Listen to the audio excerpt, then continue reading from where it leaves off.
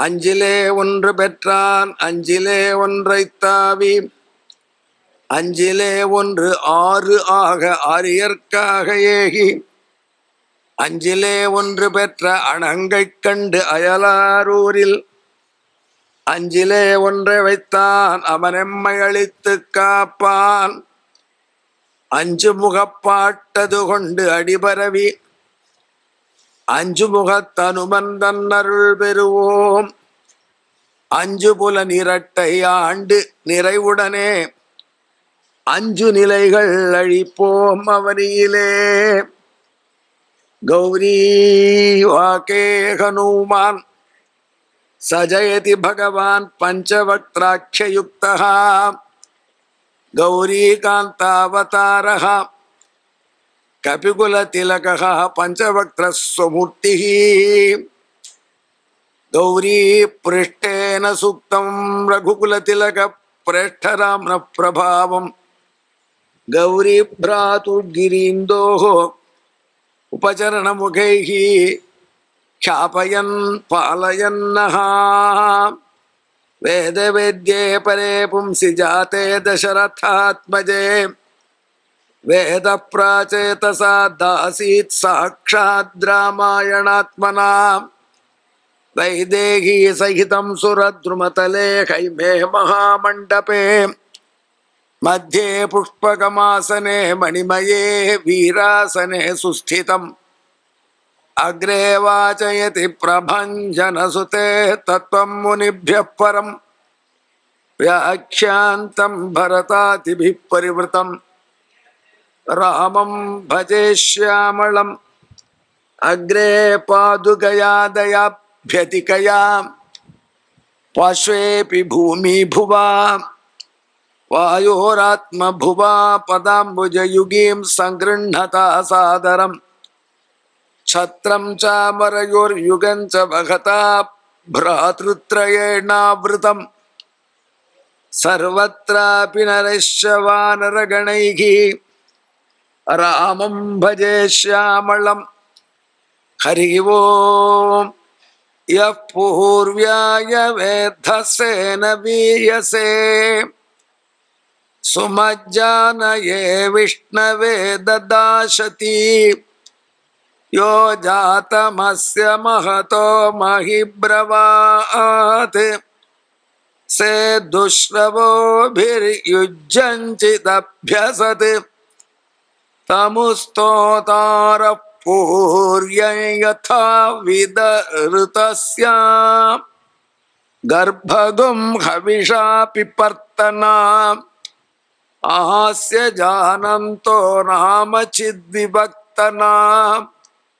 बृहत्ते विष्णो सुमतिं भजामहे என் துணை பதுமத்தலர் மகள் தனக்குமின்பன் நற்புவி தனக்கிறைவன் தன் துணையாயர் பாவன பின்னை தனக்கிறை மற்றையோர்க்கு எல்லாம் வன் துணை பஞ்ச பாண்டவர்க்காகி வாயுரை தூது சென்று எங்குமென் துணை என் துணை எந்தை தந்தை தம்மானை திருவல்லிக்கேணி கண்டேனே. பிரேயஸ்யாக பத்மஜாயாக மதுர சகச்சரம் சாது பூமீஸ்வரம் தம் स्वप्राणाभीरवंश्या प्रभुमत च तथा शेष सर्वासहायम्. पञ्चानां पाण्डुजानां मुखज वचनभृत् दौत्यकृत्येश्वरन्तम् मत्साहाय्यं दधानं मदिनकुलपतिं कैरविण्यामपश्यम्. மாலுங்கடலாரமலை குவடிட்டனகட்டி வரம்புருவமதிசேர் கோலமதிலாய இளங்ககடப்படதொட்டொரு காலமரில்லதிர காலமிதென்றயன் வாழியினால் கதிர் நீள்முடி 10 மறுத்தமரும் நீலமுகில் வண்ணனமக்கிரவர்க்கிடம் மாமலையாவது நீர்மலையே. யதப்சுதே சரஸ்வதி கோஷ்வஸ்வேஷு யன்மது தேன மே வாஜினீவதி முகமங்கி சரஸ்வதி தர்மாத்மா சத்யசந்தஷ்ச ராமோ தாசரதிர்யதி பௌருஷேஜ பிரதித்வந்தः शरैनञ्जहि रावणिं ततो रावणनीतायाः सीतायाः शत्रुकर्षणः एष पदमन्वेष्टुं चारणाचरिते पथि எல்லா இடத்திலேயும் லங்கையில தேடினார்.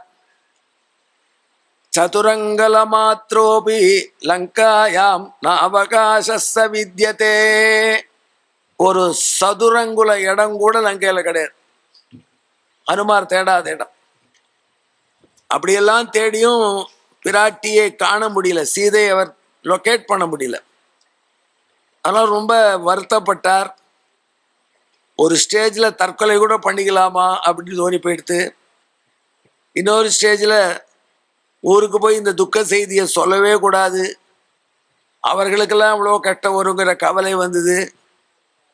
அடுத்தபடி சரி நாமே இங்கேயே ஒரு மூலையில் அப்படியே வாயில் ஏதாவது கொண்டுது போட்டால் சாப்பிடுவோம், அதுவே வந்து விழுந்தா, இல்லைன்னா எதையும் உண்ண மாட்டோங்கிற விரதத்தில் இருந்து உயிரை விட்டுடலாம். இப்படியெல்லாம் நினைச்சார் ஆஞ்சநேயர். நீட்டு தேர்வுக்கு போகிறவாள்லாம் படிக்க வேண்டிய சர்க்கம் அது. அதனால் ஒருத்தர் ஆத்மஹத்தியை பண்ணிக்கிறார், சூசைட் பண்ணிக்க போகிறாளும் இல்லையோ, அதை வச்சுட்டு எவ்வளவோ அட்டகாசம் பண்ணுறா ஜனங்கள். அதில் ஆஞ்சநேயர் அவ்வளோ தூரம் ரொம்ப டிசப்பாயிண்ட் ஆகி ஃப்ரஸ்ட்ரேட் ஆகி இனி நமக்கு விடிவில்லைன்னு நினச்ச காலத்தில் ஒரு வார்த்தையை சொல்கிறார். இதை பாருப்பா, இப்படி துக்கப்பட்டு பயனில்லை, முயற்சி தான் திருவினையாக்கும். அதனால் இன்னும் ஏதாவது இடம் நம் கள்ளப்படாமல் அங்கையில் இருக்கலாம், அதை தேடுவோமே என்று தீர்மானித்தார். அவதூயத சம்புத்தியம் ச, இந்த மாதிரி துயரம் நினைக்கக்கூடிய கெட்ட புத்தி கூடாது என்று அதை எரிந்து விட்டு ஆஞ்சநேயர் பார்த்தா, அப்போ இரவின் முழு பகுதி ஏறத்தாழ் முடிய போகிறது, இன்னும் கொஞ்ச நாளில் உதிக்க போகிறது சூரியன். அந்த டயத்தில் ஆஞ்சநேயர் ஒரு போர்டில் பார்த்தார், அசோகவனம். ஆகா, இந்த இடம் நாம தேடலையே இது வரைக்கும் என்று தீர்மானித்தார். அந்த இடத்துல மதில ஏறி குதிச்சார் அந்த தோட்டத்துக்குள்ள. அங்க ஒரு சிம்சபா மரம்னு ஒரு மரம், அந்த மரத்துல குதித்தார். அதனுடைய இலை குரங்கனுடைய தோல் கலர்ல இருக்குமா. அதெல்லாம் அந்த இலைக்கு நடுவில் இருந்தாலும் ஆஞ்சநேயருக்கு, அந்த இலைக்கு நடுவில் இருக்கிற ஆஞ்சநேயரை மற்றவா பார்க்க முடியாத நிலை. அதனாலதான் சிம்சபா மரத்திலே தாவி குதித்தார் அப்படின்னு காஞ்சி மகா பெரியவா சொன்னதா ஒரு தகவல் படிச்சிருக்கேன். அவர் பார்த்துருக்கா சிம்சபா மரத்தை. அந்த இலை குரங்கனுடைய ஸ்கின் கலர்ல இருக்குமா. அதனால அதோட ஓட்டினோம்னா அவர் கண்டுபிடிக்க முடியாது என்று தீர்மானிச்சு ஆஞ்சநேயர் சிம்சபா மரத்தின் இலைகளுக்கு நடுவிலே ஒளிந்து கொண்டார். கம்பராமாயணத்துல அங்க மரத்துல ஒரு பொந்து, அதுல போய் உட்காண்டார்னு வர்ணிக்கிறார் கம்பர். சரி, அது நமக்கு ரொம்ப இம்பார்ட்டன்ட் இல்லை. ஆனால் அங்கே போகிறதுக்கு முன்னாடி ஒரு விஷயம் பண்ணார், அதுதான் இம்பார்ட்டன்ட்டுக்காக தான் நிறுத்தினோம். நமோஸ்து ராமாய சலக்ஷ்மணாய தேவியை ச தஸ்மை ஜனகாத்மஜாயை. இது ரொம்ப ரொம்ப முக்கியமான ஸ்லோகம் சுந்தரகாண்டத்தில், வாழ்க்கையிலேயே முக்கியமான ஸ்லோகம். அனுமார் என்ன பண்ணினார், இதுவரைக்கும் சீதா தேவியை தேடின்னு வரைச்சே ஹனுமார் மனசுல ஒரு விஷயம், ராமபிரானை பற்றியே அவருக்கு ஒரு கருத்து. இது ராமபிரானுக்கும் நம்ம தலைவர் சுக்ரீவனுக்கு என்ன வித்தியாசம்? நம்ம தலைவர் சுக்ரீவனுடைய மனைவியை வாலி அபகரித்து கொண்டு சுக்ரீவனை விரட்டி விட்டான். சுக்ரீவன் எங்க போய் நின்னாலும் அந்த ருமை என்கிற அவன் மனைவியை நினைச்சே சங்கடப்படுவான். தன் தம்பியின் மனைவியை பலவந்தமாக தனது மனைவியா ஆக்கி கொண்டு அவள் விருப்பம் இல்லை அப்படி பண்ணிட்டு வாலி சுக்ரீவனை ஓட ஓட விரட்டி விட்டான். போறதான் போறேன், மனைவியை அழிச்சுமோன்னு சொல்லல, தம்பியின் மனைவியை தான் தன் மனைவியா ஏற்றுக்கொண்டான். வானர்களுக்கு இதெல்லாம் ரூல் உண்டா? தம்பி மனைவி ஒன்று உண்டா, தன் மனைவி என்று உண்டா? இது எல்லாம் சொல்லுவா. ஆனால் அப்ப மட்டும் சொல்லிப்பா வானர்கள் ரூல் இல்லைன்னு. நம்ம ஊர் ஆராய்ச்சியாளர்கள் ரொம்ப அற்புதமான கேரக்டர் அவள்லாம். வானர்களுக்கு எது சுவாமி இதெல்லாம்? அவர்களுக்கு தம்பி மனைவி பிரத்தியார் மனைவி இந்த சாஸ்திரம் எல்லாம் அவளுக்கு இல்லை, மனிதர்களுக்கு தான்வா. Very good. ஆனால் அதே சமயத்தில் ராமன் வாலியை அடிச்சுட்டான் மறைஞ்சினா ஐயோ அட்டூழியம் அப்படின்னுவா. ஏன்பா ஒரு குரங்கு தானே நேரம் இருந்து அடிச்சானா மறைஞ்சு அடிச்சான? புலி வேட்டைக்கு ஒருத்தன் போறான், ஹலோ புலி நேரே நின்று நான் உன்னை மறைஞ்சு அடிக்கக்கூடாதுன்னு அடிப்பான், மறைஞ்சுதான் அடிப்பான். ஒரு சமயம் வரைச்சே நீங்க வானரர்கள் எல்லாம் மிருகங்கள், அதனால் அவள் இந்த சட்டத்திட்டம் செல்லாது என்று சொல்கிறீர்கள். அதே டயத்துல ராமனை வையர்ச்சை மட்டும் இந்த சட்டத்திட்டம் எல்லாம் உண்டுங்கிறேன். இந்த டபுள் ஸ்டாண்டர்டுக்கு பேர் பெற்ற மாடல்கள் பல பேர் உண்டு. வாலி மனிதர்கள் போல பல பண்புடையவனாக இருந்த குரங்கு. ஆகையினால்தான் அவ ராஜ்யத்துக்குள்ள சட்டத்திட்டம் அப்படிதான் அவன் வாழணும். அவ ராஜ்ய சட்டப்படி அண்ணன் இறந்து போன பிற்பாடு அண்ணன் மனைவியை தம்பி திருமணம் செய்து கொள்ளலாம். அவ ஊர் சட்டம் அது. அதன்படி தாரையை சுக்ரீவன் திருமணம் செய்து கொண்டான் வாலி மாண்ட பிற்பாடு. ஆனால் தம்பி உசுரோடு இருக்கும் பொழுது தம்பியின் மனைவியை அண்ணன் தன் மனைவியா ஏற்றுக்கொள்வது அவ ஊர் சட்டத்துல கிடையாது. அவ ஊர் local law of the land அது. இதெல்லாம் அனுமார்கிட்டேருந்து கேட்டு ராமன் கலெக்ட் பண்ணி டேட்டா வச்சிருக்கார். அதனாலதான் வாலி கேட்ட உடனே கம்பீரமா பதில் சொல்லிட்டார் பகவான். வாலி, நான் உன்னை மறைஞ்சு அடிச்சேன்னு என்னை வைக்கிற, மறைஞ்சு உன்னை ஏன் அடிச்சேன்னு தெரியுமா? நீ பெரிய தப்பு பண்ணிருக்க. உன் தம்பி உசுரோடுச்சே உன் மனைவியை அபகரித்து வைத்துட்டு இருக்க, உங்க ஊர் சட்டப்படி தப்பு. இப்படி பிறன் மனைவியை ஒருத்தன் பலவந்தமாக தன் அனுபவித்து கொண்டிருப்பதை ஒரு ராஜா தடுக்கவில்லை என்றால் அந்த ராஜாவுக்கு நரகம் வரும். ராஜாவுக்கு தானே வரும், உனக்கு என்னன்னு கேட்கிறையா? எனக்கு என்ன சிக்கல்னா, இந்த ஊருக்கெல்லாம் ராஜா எங்க தம்பி பரதன்.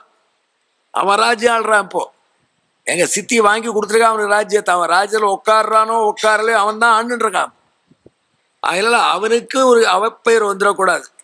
அவனுடைய ராஜ்யத்துல ஒருத்தன் எப்படி அவ லேண்டருடைய ரூலை மீறி வாழறான் அப்படின்னா அதை தண்டிக்காத போனால் அந்த ராஜாவுக்கு நரகம் வரும். இப்படி எங்க குல முன்னோர் கட்டப்பட்டதாக, மாந்தாதா கட்டப்பட்டதாக வரலாறு சொல்றா. ஆகையினால உன்னை சம்ஹரித்தேன், தண்டனை கொடுத்தேன். அது ஏன் நேரம் வந்து அடிக்கலன்னு கேட்கிறையா? நேரம் வந்து அடிப்பதோ நேரம் வந்து அடிக்காம இருப்பதோ மிருகங்களுக்கு செல்லாது. நான் மிருகம் தானே, எனக்கு இந்த தம்பி மனைவியை நான் வைத்துக் கொள்வது என்பது தப்பு என்று சொல்வது சரியில்லையான்னு கேட்டா, இப்போ வந்தா நான் மிருகம் இல்லைங்கிற, அப்போ வந்தா மிருகம்ங்கிற. ஆகையினால ஒரு ஸ்டாண்டர்ட்ல போகணும். ராஜா தண்டனை கொடுக்கும் பொழுது அவன் டெரர் பண்ணும்பொழுது, என்கவுண்டர் பண்ணும்பொழுதோ நின்றுட்டு நில்லுங்கோ அப்படி ஏற வந்தா தான் என்கவுண்டர் பண்ணுன்னா சொல்லுவான். அதெல்லாம் ஒன்று துவம்சம் பண்ணது கரெக்டு சொல்றார் அவர். இவ்வளவு தூரம் எதுக்கு நாம சொன்னோம்? அப்படி வாலியினுடைய தம்பியான சுக்ரீவன் தன் மனைவி பிரிந்த பொழுது அவளுக்காக ஏங்கி ஏங்கி தவிச்சதை ஆஞ்சநேயர் பக்கத்துல இருந்து பார்த்திருக்கார். இந்த ரூமாவுக்காக இப்படி மாயணும், இன்னொரு குறை கல்யாணம் பண்ணா போறதுன்னு எண்ணம் இருக்கு. சுக்ரீவன் இப்படி இருக்கானே, அட புதுசா வந்தார் தலைவர் ராமபிரான் பார்க்கறதுக்கு கம்பீரமா இருக்கார். அவரும் நம்ம சுக்ரீவனுக்கு சளைச்சவர் இல்லை கொஞ்சம் கூட. அவரும் சீத்தேன்னு இருக்கார். ஆஞ்சநேயருக்கு ஒரு மனைவியினுடைய அருமை தெரியாது, ஏன்னா பிரம்மச்சாரி. அதனால ஆஞ்சநேயர் ரெண்டும் புரிஞ்சுக்கல. அதனால் இது வரைக்கும் ஆஞ்சநேயர் சீத்தையை ராமனுடைய மனைவி என்பதற்காகத்தான் தேடிட்டு இருக்கார். இந்த கட்டம் வரைக்கும் சீதாதேவி ராமனுடைய மனைவி, அவளை தேடி கண்டுபிடி கொடுக்க வேண்டியது நமக்கு டியூட்டி. ஏன்னா நம்ம சுக்ரீவனுடைய பணியாள். சுக்ரீவன் இந்த பொறுப்பை ஏத்துட்டு இருக்கான். எனவே இதை செய்யணும்னு செய்யறாரு. இவழியே உள்ளூர அவருக்கு ராமனை பத்தி கொஞ்சம் வருத்தம் தான். இவ்வளவு தெரிஞ்சு இப்படி இருக்காரு. இந்த பெண் இல்லைன்னா இன்னொரு பெண் நிம்மதியா வாழ வேண்டியது தானே என்பதாக மனதிலே ஒரு மூலையில ஒரு எண்ணம் இருந்துட்டு தான் இருக்கத்தானே செய்யும். இப்போ இந்த ராத்திரி முழுக்க சுத்தி சுத்தி சக்கரை அடிச்சு சீதையை பார்க்கலையே. அப்பதான் ஆஞ்சநேயர் யோசிச்சு பார்த்தாராம். அடடா, ஒரு கதை சொல்றாளே. ஒரு மகரிஷி இருந்தார், அவர்கிட்ட நிறைய பேர் படிச்சா. அதில் உத்தங்கன்னு ஒருத்தன், அவன் ரொம்ப நாளா படிச்சான். அவன்கிட்ட குரு ரொம்ப அருள் புரிந்தார். அவன் படிச்சு முடிச்சு எல்லாத்தையும் கற்றுக் கொடுத்துட்டு நீ போலாம், சகலகலா வல்லவன் ஆயிட்டாயின்னு சொன்னார். அவன் சொன்னான், குருதேவா உனக்கு ஏதாவது குருதட்சிணை கொடுக்க வேண்டாமான்னு கேட்டான். உத்தங்கருடைய குரு சொன்ன, இவ்வளோ பணிவிட செஞ்சிருக்க, எம்மா வேஷ்டி துவச்சு போட்ட, அப்புறம் வீடை பெருக்கினேன், குப்பை அள்ளினேன், மாடை பார்த்துனேன், எவ்வளோ செஞ்சு தான் படிச்சிருக்க. ஆகையினால நீ குருதட்சிணை கொடுத்தா மாதிரி ஆயிடுத்து, நீ போகலாம்னு விட்டார். அந்த காலத்துலாம் ஃபீஸ் படிப்பு முடிஞ்ச அப்புறம் வாங்கிப்பா. இப்பெல்லாம் முதல்ல ஃபீஸை வாங்கி விடுவா. ஏன்னா படிப்பு சொல்லித்தரதா அவளும் இல்லை, இவாளும் கற்றுக்கிறதா போல, ஏதோ ஒரு டிகிரி போட்டது போறா. அந்த குருதேவர் உன்னுடைய பணிவிடையே போரும்னு சொன்னார். இவன் மீண்டும் வலியுறுத்தினான். உடனே உத்தங்கனை பார்த்து குருதேவர் சொன்னார், உத்தங்கா உள்ள போய் மாமியை கேளு, அவ கேட்டா அதை வாங்கி கொடு. உள்ள போனா ஆச்சாரிய பத்தினியை நமஸ்காரம் பண்ணினான். குருதட்சிணை தான் கொடுக்கணும்னு நினைக்கிறேன், வாத்தியார் மாமா வேண்டாங்கிறார், நீங்க என்ன சொல்றேன்னு கேட்டான். வாடாப்பா நீ கேட்பேன்னு தான் காத்துட்டு இருந்தேன். என்னன்னு கேட்டான். இந்த ஊர் ராணி இருக்கா, அவ காதுல தோடு போட்டுட்டு இருக்கா. அந்த தோடுல இருந்து ஒளி கிரணங்கள் அடிச்சுதா அமிர்தம் கொட்டுற மாதிரி இருக்குமா மேல. அவ்வளோ கூலா இருக்கணும் அந்த ரேஸ். அந்த தக்ஷகன் கூட ஆசைப்படுறான், அந்த வைரம் எங்கேயும் கிடைக்கல. இப்போ அவளுக்கு மட்டும் ராஜா வாங்கி கொடுத்து போட்டுட்டு இருக்கான்னு கேள்விப்படுறோம். நீ என்ன பண்ற, அந்த வைரத்தோட எனக்கு வாங்கிட்டு கொடு. இன்னும் 15 நாள்ல இங்க பெரிய சமாராதனை நடக்க போறது வச்சிருக்காரு குருதேவர். அதுல எல்லாருக்கும் நெய் பரிமாற வேண்டியது என்னுடைய டியூட்டி. எத்தனை அசிஸ்டன்ட் இருந்தாலும் கிரகத்துல, எத்தனை வேலைக்காரா இருந்தாலும், அந்த சமாராதனை போஜனம் பண்ற பிராமணாளுக்கு, இப்ப சமாராதனையும் கிடையாது, போஜனம் பண்ற பிராமணாலும் கிடையாது. ஆனா சமாராதனையில போஜனம் பண்ற பிராமணாளுக்கு நெய்யை மட்டும் அந்த வீட்டு தலைவிதான் பரிமாறணும். ராஜசூய யாகத்துல திரௌபதி நெய் பரிமாறினாள் என்று வியாசர் வர்ணிக்கிறார். யாரு என்ன பீமசேனன் தான் சாதம் போட்டான் எல்லாருக்கும். அவன் லெவல்ல சாதம் போட்டான்னா அவன் ஒரு உருளை அப்படி தூக்கி போட்டானே போறோம், அவளுக்கு போரும் அதிரும் அப்படி போடுவான். பீமன் பரிமாறினா, ஆனால் திரௌபதி தேவி எல்லாருக்கும் நெய் பரிமாறினாள். அத்தனை கூட்டம் வர்ணிக்கிறார் வியாசர். அதனால எனக்கு ஸ்டைலில் அந்த தோடை போட்டுண்டு அதுலேருந்து அப்படி ரேடியேஷன் எல்லா பக்கமும் வீசும். எல்லாரும் பார்க்கணும் என்ன ஸ்டைலாக மாமி போட்டிருக்கா தோடு அப்படின்னு. தோடு கண்டார் தோடே கண்டார் இருக்கணும், அப்படி நான் பரிமாறணும். அதுக்கு இந்த தோடை வாங்கினது கொடுன்னா. ஜிஆர்டியில் போய் வாங்கக்கூடிய தோடு இல்லது, அந்த ராணிக்கிட்டே இருந்தால் வாங்கிட்டு வரணும். ஏன்னா அவள்கிட்ட தான் அந்த தோடு இருக்கு. தக்ஷகனுக்கே கிடைக்கலாம, நாகலோகத்தில் இருக்கிறவனுக்கே. அதனால சரின்னு கேட்டுட்டு போனான். அவன் போகிற வழியில் பயங்கரமாக ஒரு ஆசாமி கண்ட்ரி நாட்டுப்புறத்தான் பெரிய முண்டாசு கட்டிட்டு ஒரு காளை மாடை வச்சுன்னு உட்காந்துருந்தான். இங்கே வா அப்படின்னா, இங்கே வா சாமி, எதுக்குப்பா கூப்பிடுற? இந்த காளை மாடு பார்த்தியா? பார்த்தேன். இந்த சாணம் இருக்குப்பா, இதை சாப்பிடுனான். ரோடோடு போகிறவனை கூப்பிட்டு காளை மாடு சாணத்தை சாப்பிட சொல்கிறேன். என்னதுக்கு இப்படி பண்ணுறேன்னா, உன் நல்லதுக்கு தான் சொல்கிறேன். உங்கள் குருதேவர் சொன்னார் உனக்கு இதை நான் கொடுக்கணும். உன் குருதேவர் உன்னை பற்றி கவலைப்படுறார், அதனால இதை வாங்கிக்கோ. அப்புறம் உன் சௌகரியம், நான் குருதேவர்கிட்ட சொல்லிட்டேன், அவர் என் க்ளோஸ் ஃப்ரெண்டு உங்கள் குருதேவர். அது மாதிரி போகிறான் என்னுடைய சிஷ்யன் ராஜா கிட்ட தோடு வாங்கிட்டு வரத்துக்கு, அவனுக்கு நீ ஹெல்ப் பண்ணணும்னார். அதுக்காக சாணி தான் கொடுக்கணுமா? நமக்கு பாவம் கொடுக்குறா. அது வெங்கடேஸ்வரர் டெய்லி அவன் கேட்டவன் பஞ்சமுகாஞ்சர் கோசாலை மகாபிரியா கோசாலை வந்து டெய்லி சாணி கொடுக்குறாரு. ஏன்னா அந்த சாணியை பற்றி பெரிய சர்ச்சை இருக்கு. ஒன்று மட்டும் உங்களுக்கு சொல்லிடுறேன், கேட்டு கோச்சுக்காதவோ. என்றைக்கு நம்ம குடும்பங்களில் சாப்பிட்ட இடத்த எச்சலை சாணி போட்டு அலம்புறதை தடுத்தாலோ அன்றைக்கே தர்மம் அத்தனையும் ஒழிஞ்சு போயிடுச்சு.